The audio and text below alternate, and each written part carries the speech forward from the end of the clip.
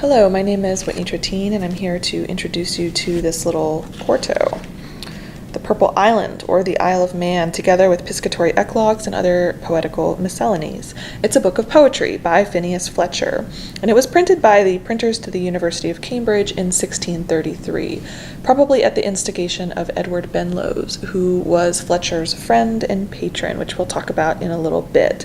So this particular copy is held by the Kislak Center for Special Collections, Rare Books and Manuscripts at the University of Pennsylvania. Its call number is PR2274 P7, 1633. So there are a couple preliminaries after the title page here, but I'll describe them later. First, I want to just show you the main poem, the titular poem here, which is The Purple Island, or the Isle of Man. Fletcher wrote this poem around 1615 when he was in his early 30s. It circulated in manuscript for a decade or two until Benlowes really kind of encouraged him and the University of Cambridge Press to print it, to bring it to print. And it's a pretty unusual and interesting poem. It's a pastoral poem that runs over the course of 12 cantos, following a shepherd named Thursil. And Thursil is narrating his travels over the Purple Island, which is a topographically figured human body, which also, of course, maps on to England and the kind of British Isles. So you have bones that are marble that's been buried in the ground. You have blood as rivers running over the island. You have the bladder as a lake of urine. And what's particularly interesting about its printing is that you have these marginal notes, these side notes that run on and off throughout the poem. And what these are doing is really kind of anchoring the imaginative landscape of the poem itself to empirical knowledge that's been gleaned from anatomical textbooks. So some scholars have discussed how you have here on this page an actual kind of clash of discourses, the kind of imaginative and poetic, and the empirical and anatomical. Now the poem runs for 181 pages, and its registration runs from signatures A to Z. So we actually have here, it ends at Z, Z2, Z3, and then there is a leaf Z4 that is often cut out of most copies, as it has been here. And after that begins a new work, the Piscatory Eclogues and Other Poetical Miscellanies, again by Phineas Fletcher, again printed by the printers to the University of Cambridge in 1633. And this is an internal or divisional title page of the sort that you often see in 17th century books. But what interests me here is that it actually is printed as if it's a separate work. So we have new pagination begin and a new registration begin. So it's almost as if we're beginning a new work. Now, the poems in this set of piscatory eclogues and poetical miscellanies tend to extend the imaginative landscape of the Purple Island. You have the same kind of sets of shepherds interacting with each other in these eclogues, which are written in the tradition of Virgil or Spenser. You have the extension of Camus, which is Cambridge, Fletcher's kind of imaginative Cambridge, which is figured in most of these poems. You also have occasional verse that has been written to friends, especially once we get into the poetical miscellanies. And you also have here nested works. For instance, you have an elegy that is significant enough that it warrants its own divisional title page here, with an interesting little kind of funereal monument made of printers, typographic ornaments. But these internal works continue the same registration and pagination of the piscatory eclogues and other poetical miscellanies. As you can see here, that was O2, O3, O4, and we have P1 beginning here. So you can see it's really a continuous work structurally. Now, around these two works, the Purple Island and the poetical miscellanies, which again have these kind of structural, separation, you have some preliminaries. And we'll just go back to the beginning here, and I'll show you. So we have the title page. We have a dedication to Edward Benlowes that was written by Phineas Fletcher from his home at Hillgay on May 1st, 1633. We have a note to the readers by Daniel Featley, and some other commendatory verse, including verse by Edward Benlowes, who signs his name often Benevolus as patron, and by Francis Quarles, who was another friend to Edward Benlowes, and who worked with Edward Benlowes on another project, his Emblems, his famous book of Emblems.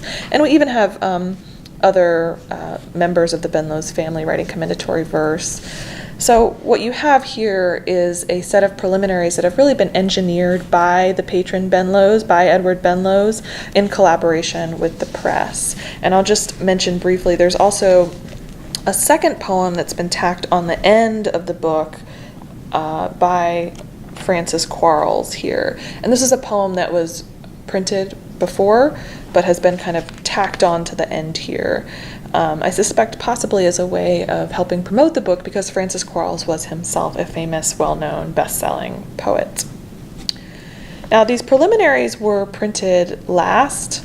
They were printed after the main text block, which would not have been that unusual or that uncommon for the period.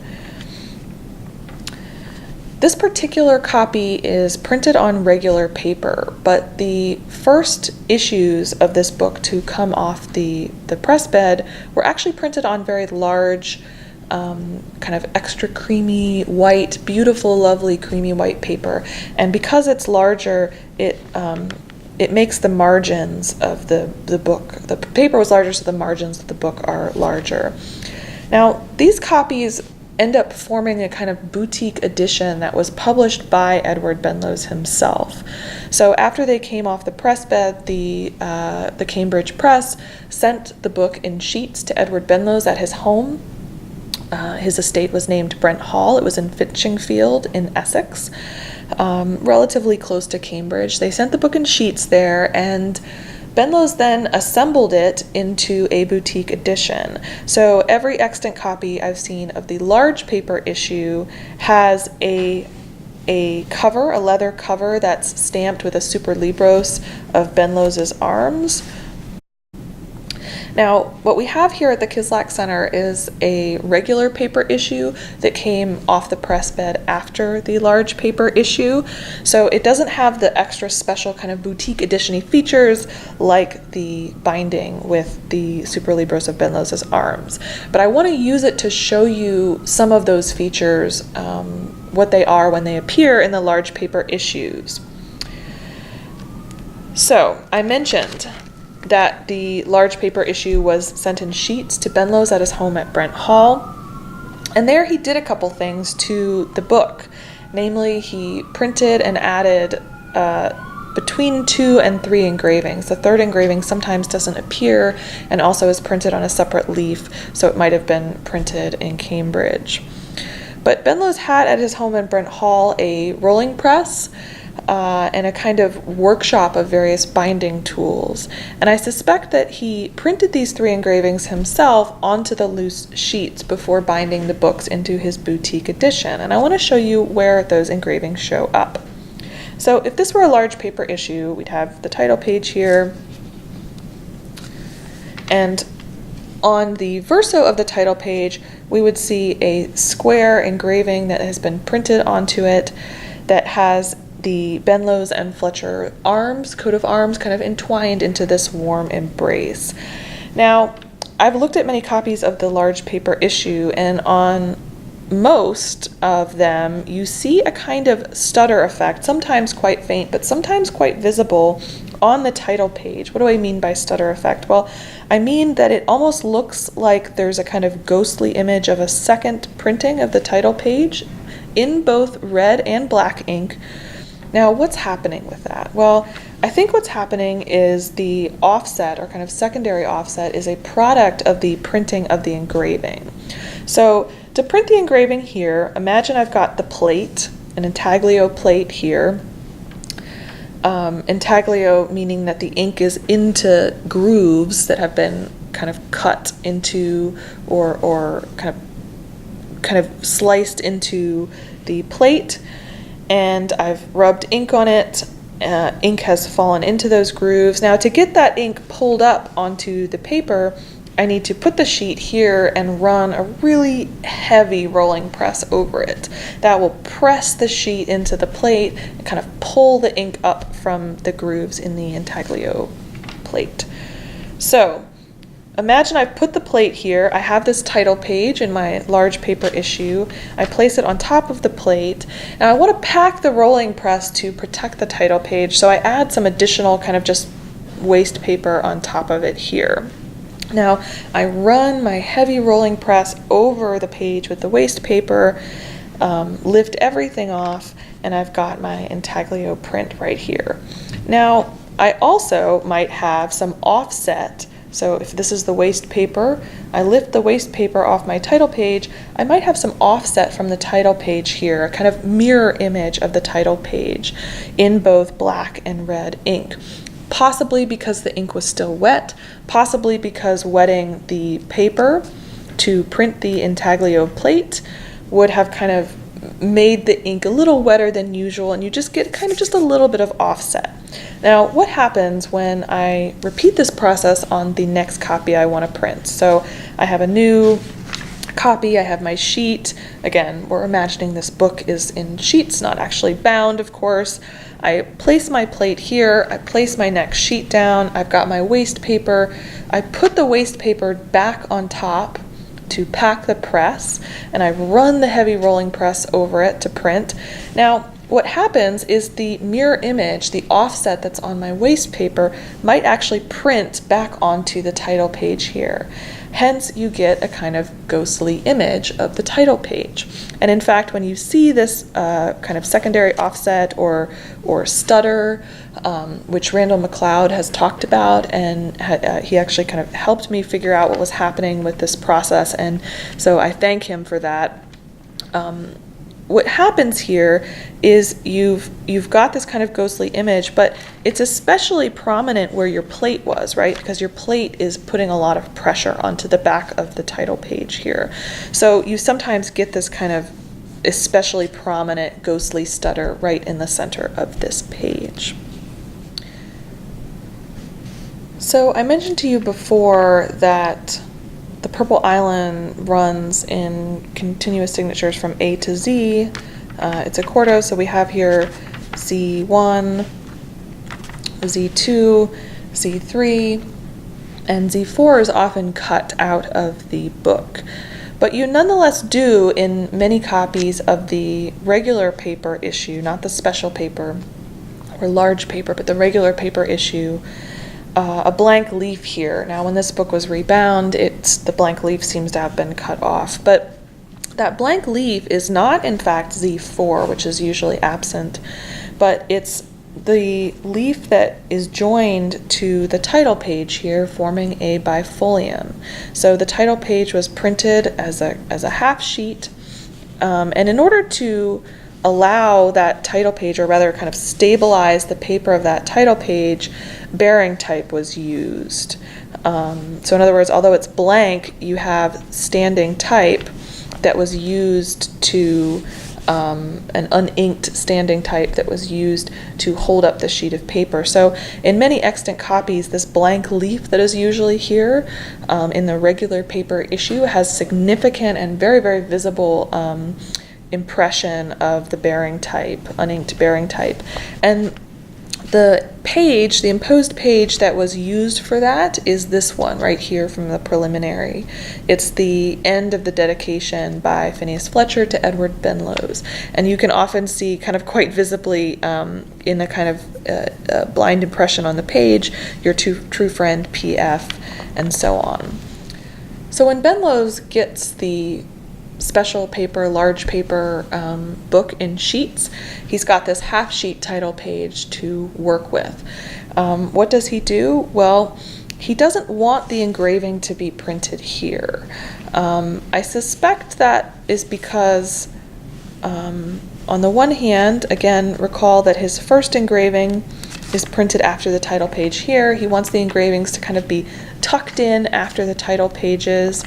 Also, the engraving itself is a emblem with kind of homoerotic themes of patronage and printing, and it draws on some lines from a poem used in the Piscatory Eclogues. So he wants it to be kind of embedded within the book. He doesn't want it outside the book. We have the title page here. He wants it embedded within the book.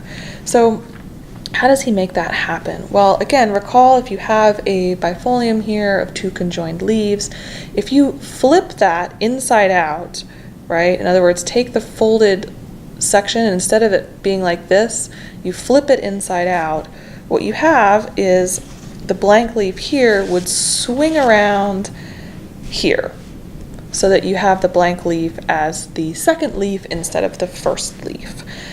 And what he does then is he prints the engraved emblem onto the recto of this second leaf.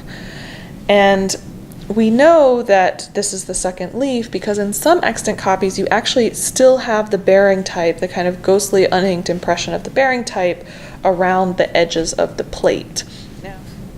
So the offset that you see on this blank leaf that is here in the large paper issue, you see the typical kind of offset that comes from taking a freshly printed sheet and setting it down onto another freshly printed sheet. That kind of offset is a mirror or reverse image. But you also see here the kind of secondary kind of stutter that effect that I mentioned before around the title page. And in fact, in a copy at the Morgan Library, there is very significant doubling of a section of an earlier bifolium. You in fact see printed both the title page here and the leaf, the page in fact it's conjoined to, which is, so we have the title page here. Imagine this is a bifolium.